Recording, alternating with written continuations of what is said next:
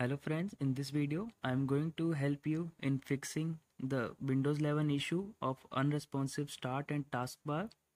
For fixing this, you have to first open the task manager in your PC. For this, you have to press Ctrl plus Shift plus Escape to open task manager. After task manager open, on the top you will see a run new task option. You have to click on it. After click on it, you will see a pop-up small window. You have to type here CMD. After type a CMD, you have to press OK then.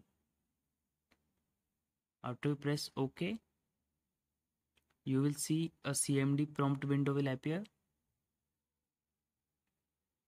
After this CMD window appears to you, I have written some of the short commands for this. I will mention these commands in description also. You can see that this command, you have to copy this and paste it here and press enter. Your problem will be solved.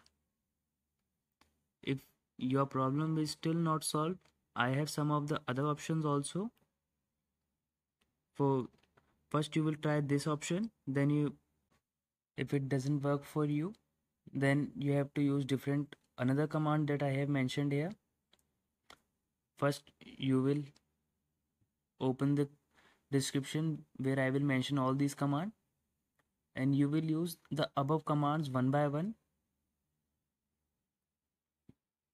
These commands you have to use one by one in your CMD.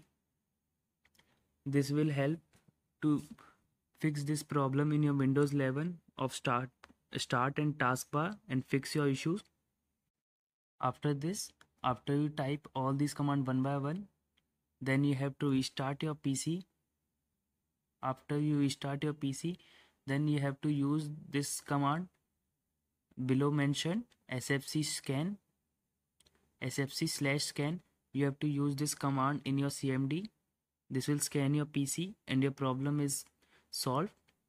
I hope this worked for you. Thanks for watching this video.